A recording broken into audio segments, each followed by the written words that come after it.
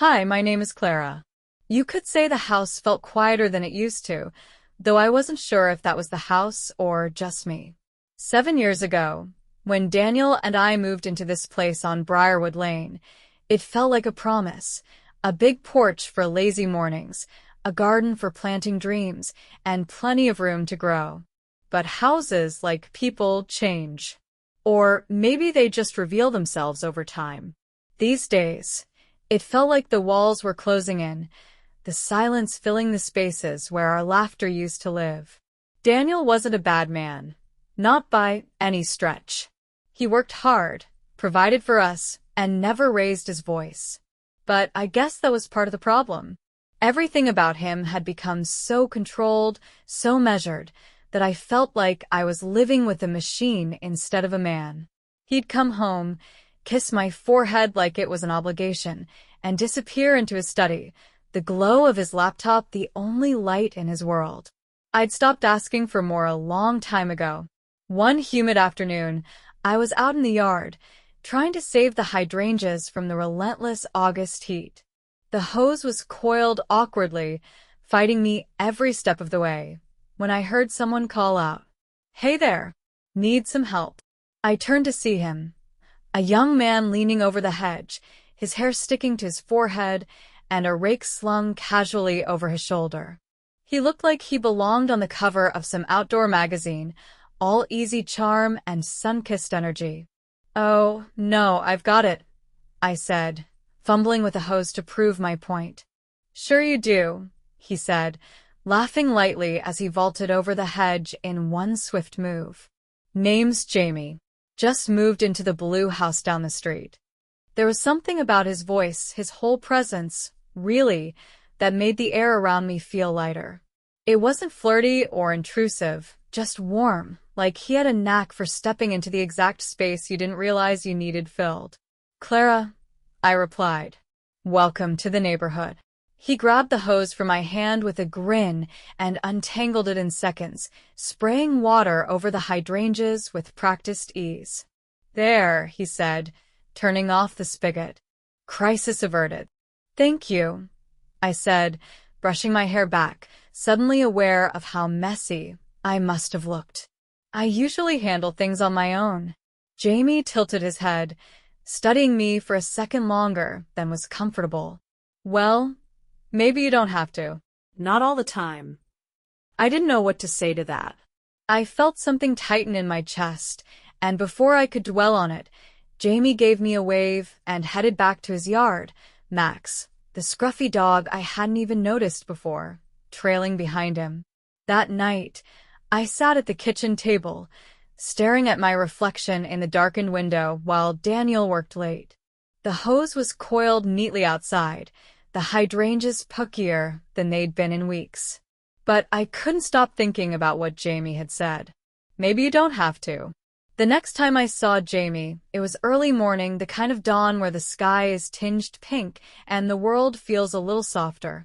He was out jogging with Max, his pace easy, like he wasn't trying to race the day but greet it. "Morning, Clara," he called, his grin disarming as ever. "Good morning," I replied, my voice hesitant, like I wasn't sure I should be glad to see him, but I was.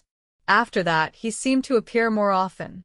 Jamie would wave as he mowed his lawn or stop to chat while walking Max.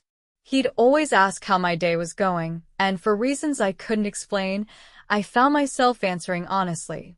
"Quiet," I said one afternoon as we talked over the hedge. "Too quiet sometimes." Jamie nodded, his expression unreadable. Quiet's not always a bad thing. But if it feels heavy, that's different. He said things like that a lot, simple, thoughtful observations that left me turning them over long after he'd walked away.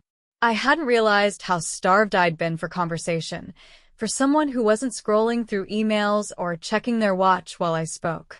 Daniel didn't notice Jamie, or if he did, he didn't say. His world was spreadsheets and late-night conference calls, and I'd stopped competing for space in it. But Jamie noticed me. The first time he knocked on my door, I wasn't expecting it. I opened it to find him standing there, a toolbox in hand and that easy grin on his face. Hey, Clara, he said, like we'd known each other forever. Your gutter's barely hanging on. Want me to take a look? For a moment, I hesitated. Then I stepped aside, opening the door just enough to let him in. Jamie's footsteps echoed faintly as he climbed the ladder to the gutter, and I stood at the bottom, trying not to fidget. The sight of him up there, shirt slightly damp with sweat from the summer heat, made me feel oddly self-conscious, like I should have been more prepared for company, even if it was just a neighbor fixing something. You weren't kidding, he called down, shaking his head. This thing is holding on by sheer willpower. I laughed lightly, folding my arms to keep from wringing my hands. That's been the theme around here lately. Jamie paused, glancing at me over his shoulder. There was that look again, the one that felt like he could see right through me. It made me want to look away and hold his gaze all at once. Well, let's give it a bit more than willpower, he said, turning back to his work. The repair didn't take long. Jamie moved with an ease that made everything he did look effortless, and when he hopped down from the ladder, wiping his hands on his jeans, he gave me a smile that made my heart feel uncomfortably light. Good as new, he said. Thank you, I replied, meaning it more than I'd intended. Can I get you something? Water? Lemonade? Lemonade sounds great. I busied myself in the kitchen, grateful for something to do with my hands. When I returned with 2 glasses, Jamie was leaning against the porch railing, Max lying at his feet.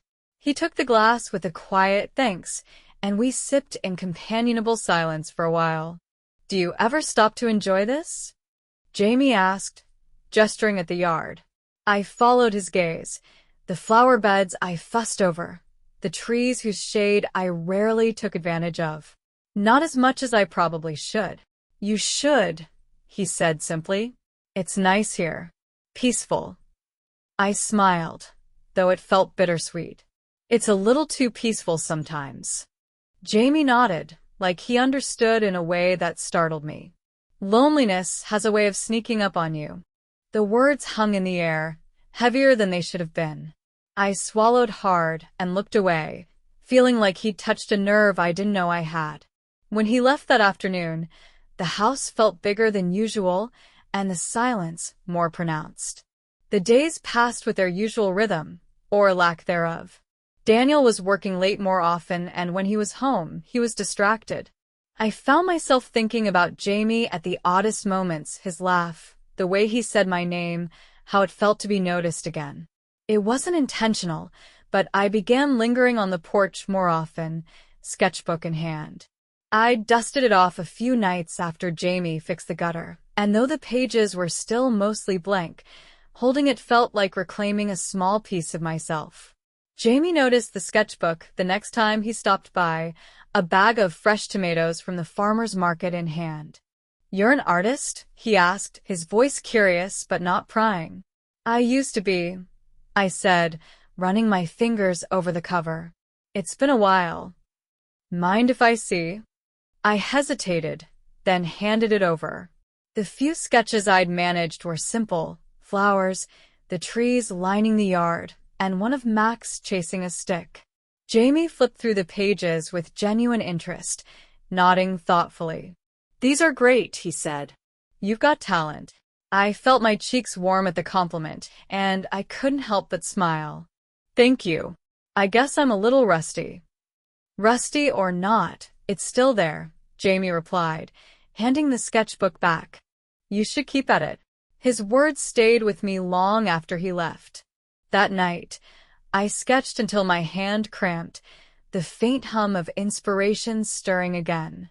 It was late one evening when Daniel came home to find me at the kitchen table, sketchbook open and pencils scattered around me.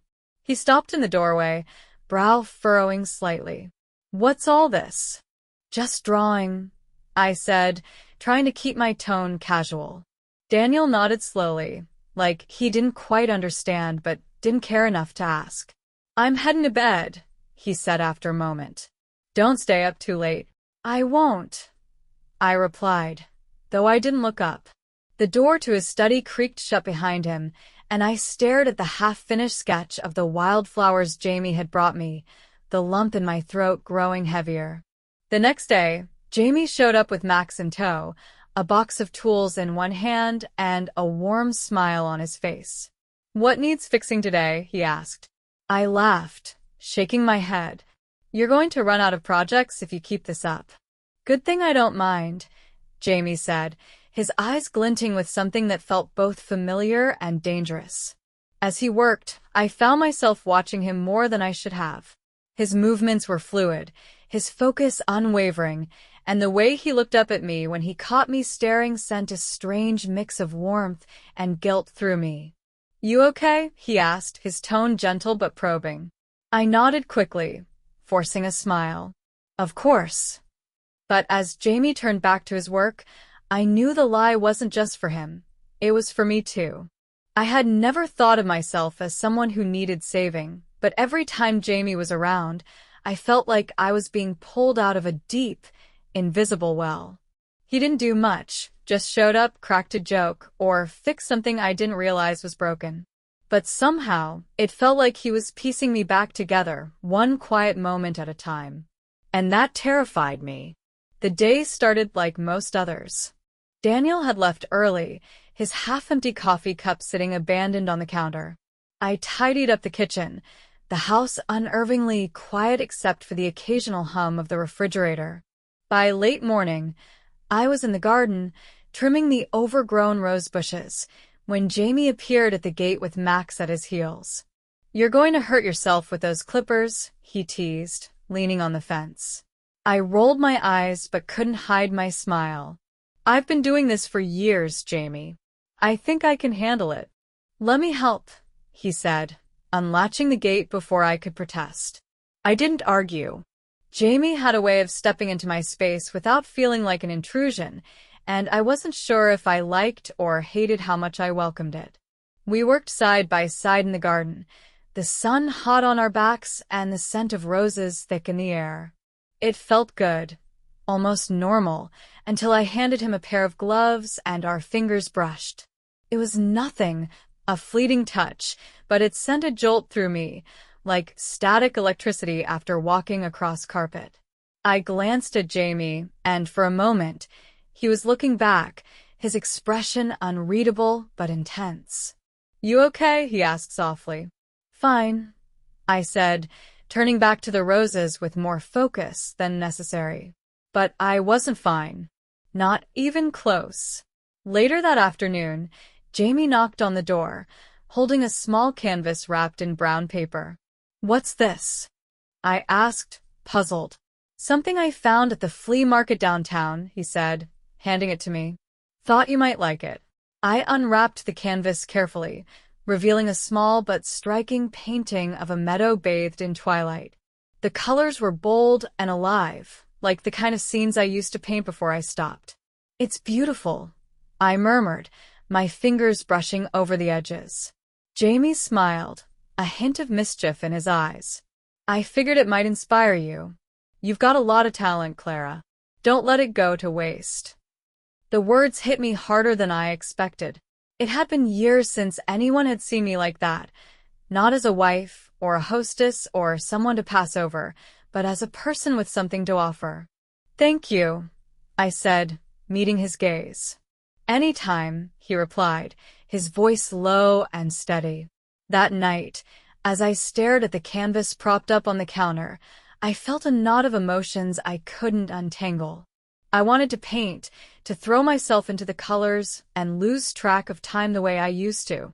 But I also wanted to push the canvas into the back of a closet and pretend it didn't exist. By the time Daniel came home, I still hadn't touched it. "What's this?" he asked, nodding at the painting as he rifled through the mail. "Just something I picked up," I lied. He didn't press further, muttering something about a late meeting before retreating to his study. I watched him go, the knot in my chest tightening. Jamie and I didn't speak about the painting after that, but something between us shifted. He started coming around more often, sometimes with a project in mind, other times with no excuse at all. And each time, the tension between us grew, a quiet undercurrent that we both pretended not to notice. One evening, he showed up with Max in tow and suggested we take a walk. "It's too nice a night to stay cooped up," he said, holding the gate open for me. I hesitated, but the thought of sitting alone in the house was unbearable, so I grabbed my jacket and followed him.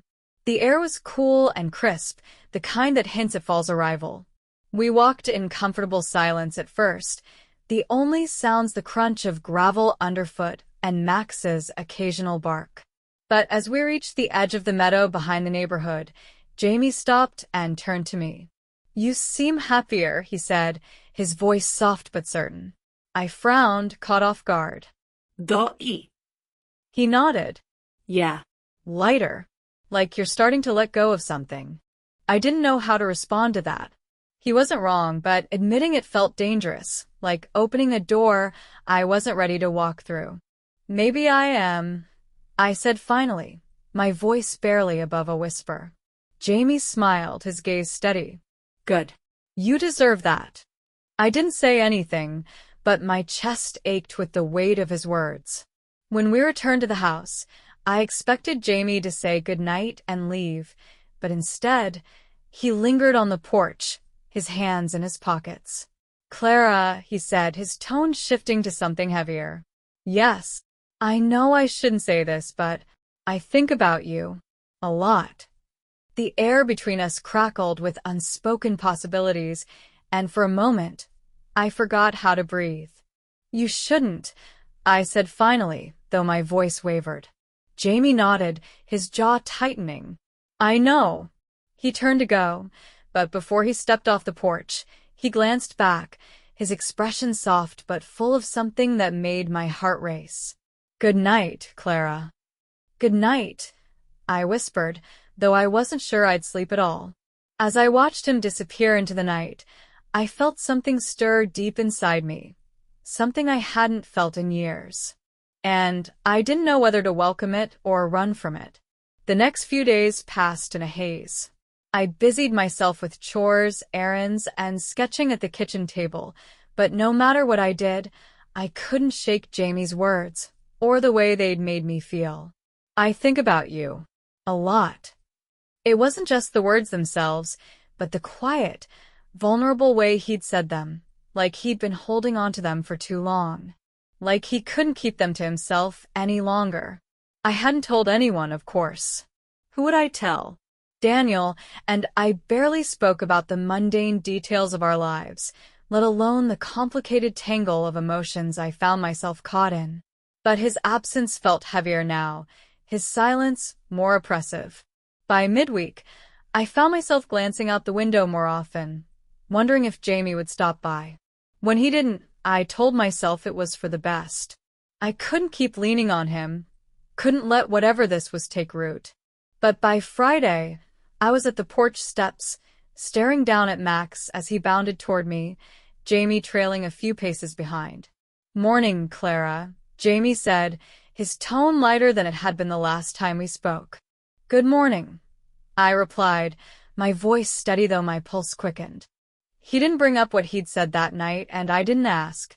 Instead, we talked about the weather, the garden, and Max's unrelenting energy. It was easy, almost normal, and I felt the knot in my chest loosen just a little. But as Jamie turned to leave, he paused. "Do you have plans tomorrow?" he asked, his hands shoved deep into his pockets. I hesitated. "Not really." "Why?"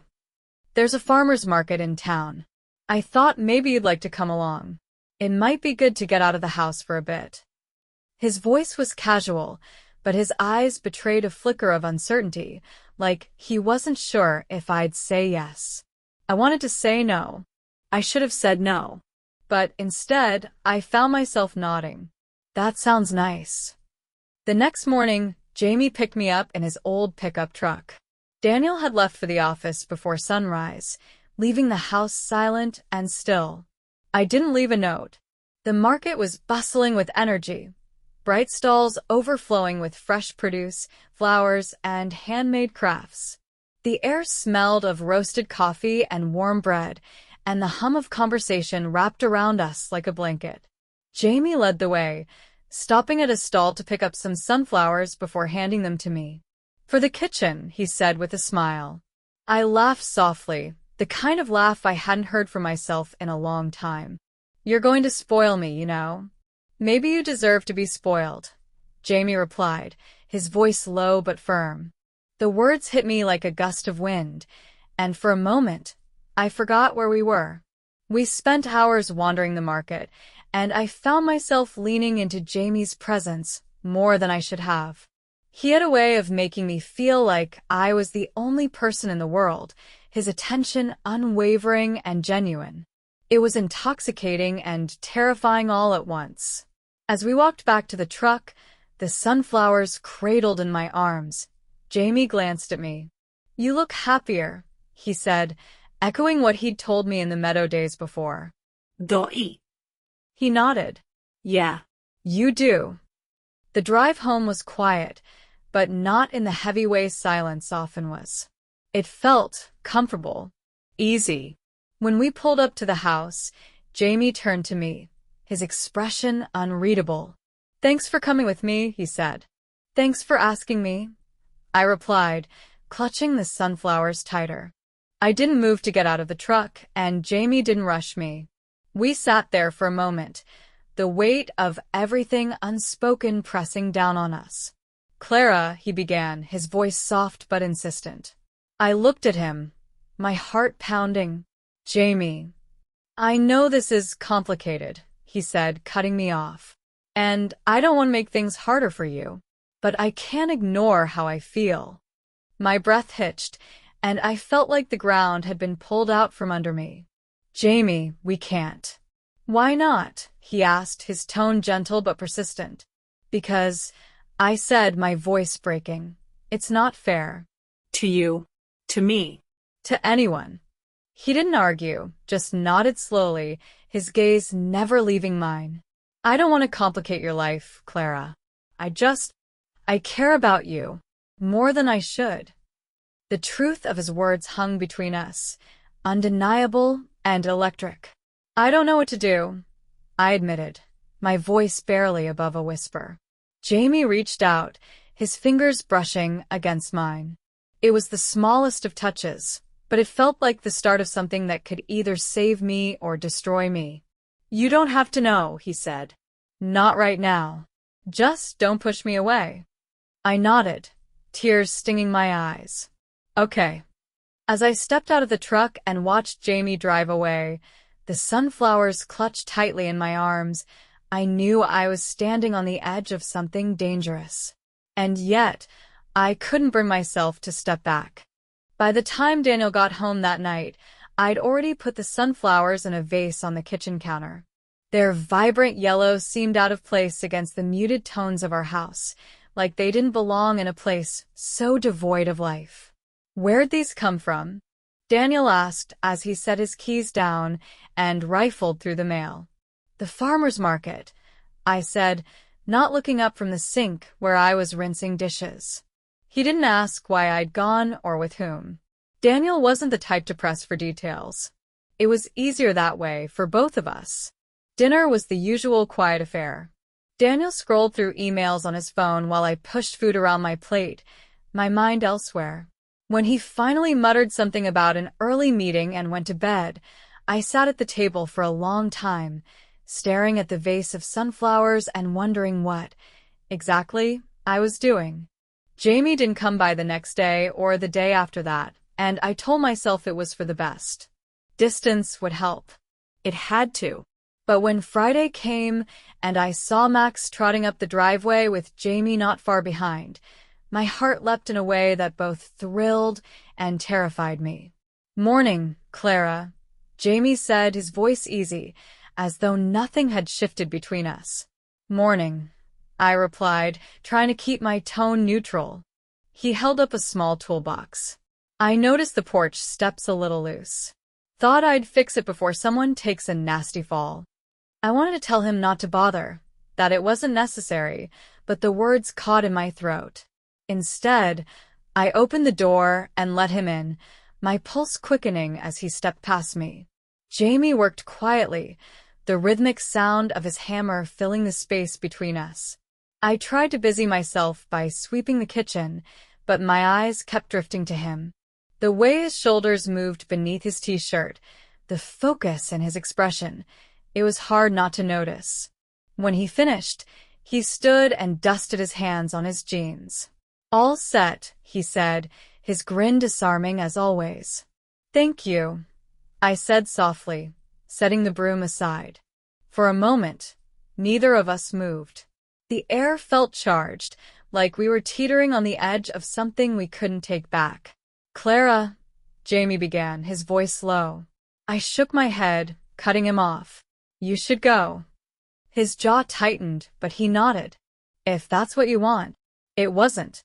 But I didn't say that. That night, Daniel came home earlier than usual. He seemed to notice something for the first time in a long time. "You've been quiet lately," he said as we sat in the living room, the hum of the television filling the silence. "Have I?" He nodded, his brow furrowing. Yeah. "Is everything okay?" For a moment, I wanted to tell him everything. About the emptiness, the loneliness, the way Jamie had stepped into the cracks Daniel had ignored for years. But I couldn't find the words. "I'm fine," I said instead, offering a small smile. Daniel didn't press further. He never did. The following week, Jamie and I crossed paths again, this time at the edge of the meadow. I'd gone out for a walk, hoping the fresh air would clear my head, but when I saw him sitting on the grass with Max, my heart sank and soared all at once. "You avoiding me?" Jamie asked, his tone light, but his eyes serious. I sighed, wrapping my arms around myself. "I'm trying to do the right thing." "And how's that working out for you?" I looked away, unable to answer. Jamie stood and closed the distance between us. He didn't touch me, but his presence was enough to make my heart race. "I don't want to make things harder for you, Clara," he said softly. "But I can't pretend there's nothing here." I shook my head, tears stinging my eyes. "This isn't fair." To you. To me. "To anyone." "Maybe not," Jamie said, his voice steady. "But it's real." The weight of his words settled over me, and for a moment, I let myself feel it, the pull, the connection, the ache of wanting something I knew I shouldn't. "I don't know how to fix this," I whispered. Jamie reached out, his hand brushing mine. "Maybe it's not about fixing. Maybe it's about letting yourself feel again." His words unraveled something in me, and before I could stop myself, I closed the gap between us. My hand found his, and the world seemed to fall away. When I returned home that evening, the house felt heavier than ever. Daniel was in his study, the door closed, the faint sound of his keyboard tapping the only sign of life. I leaned against the kitchen counter, my chest tight. The sunflowers were wilting in their vase, their once vibrant petals curling at the edges. I wanted to tell myself that what had happened in the meadow didn't mean anything, but deep down I knew it did. And I knew it was only the beginning. By the time Daniel left for another late-night meeting, the air in the house felt like it was crushing me. I'd been circling the same thoughts for days, my heart and mind locked in a war I couldn't seem to win. Jamie's words from the meadow replayed in my head on a loop. Maybe it's about letting yourself feel again. What scared me wasn't how much truth there was in what he'd said. What scared me was how much I wanted to believe it. The knock on the door came just after sunset. I opened it without thinking, and there he was, Jamie, standing on the porch with Max sitting obediently at his side. His expression was hesitant, as though he wasn't sure he should have come, but the moment our eyes met, the tension between us returned like a spark catching dry kindling. "Hi," he said softly. I swallowed hard. Eat. For a moment, neither of us moved. The air was thick, heavy with all the things we'd left unsaid. "Can I come in?" Jamie asked finally. I nodded, stepping aside to let him pass. We ended up in the kitchen, the faint hum of the refrigerator the only sound. Jamie leaned against the counter, watching me as I poured us glasses of water, my hands trembling just enough to betray me. "You seem nervous," he said gently. "I'm not," I lied, setting his glass down with too much force. Jamie tilted his head, studying me like he always did, like I was something worth figuring out.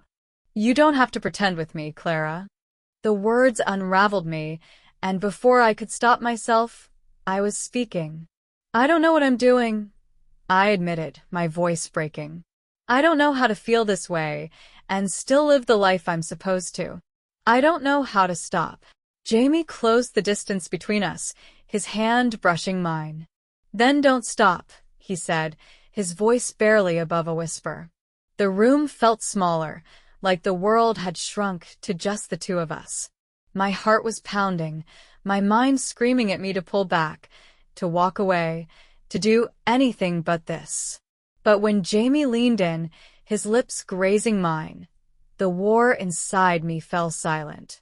For the first time in years, I felt alive. When I woke the next morning, the sunlight streaming through the kitchen window felt blinding. Jamie was gone, and the weight of everything we'd done settled over me like a heavy cloak. The guilt hit me all at once. I'd crossed a line, one I couldn't uncross, and now I was left to face the fallout. Daniel came home that evening, exhausted and distracted as always, but this time, his gaze lingered on me. "You've been distant lately," he said, his voice tinged with something like suspicion. I opened my mouth to respond, but before I could, his eyes shifted to the kitchen counter. The sunflowers. They were still there, drooping in their vase, a silent reminder of everything I'd let slip through the cracks. "Where'd those come from again?" he asked, his tone sharper than usual. "The market," I said quickly. He didn't press further, but the tension between us was palpable. For the first time in years, I realized Daniel was looking at me, not through me, not past me, but at me. And I couldn't bear it. Jamie stayed away after that. Days turned into weeks, and though I caught glimpses of him walking Max or mowing his lawn, he never came to the door. At first, I told myself it was for the best. Distance would help. But the ache of his absence only deepened, a hollow space that nothing else could seem to fill. One night, Daniel came home early. He'd ordered takeout, set the table, and even opened a bottle of wine. "I thought we could have a nice dinner," he said, his smile tentative. I nodded, trying to match his energy, but the weight of what I'd done hung between us like a shadow. We sat across from each other, the clink of silverware the only sound.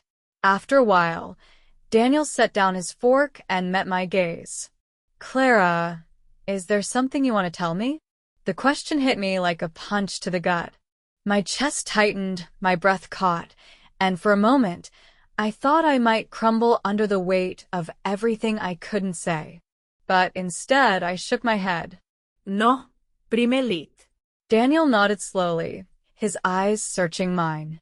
He didn't push further, but something in his expression told me he already knew.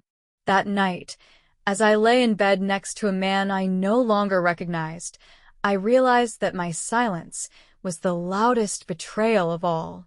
Jamie had shown me a part of myself I thought I'd lost, but I didn't know how to reconcile that with the life I'd built. I stared at the ceiling, my heart aching with the weight of my choices. I didn't know how to fix what I'd broken, but I knew one thing for certain. Something had to change.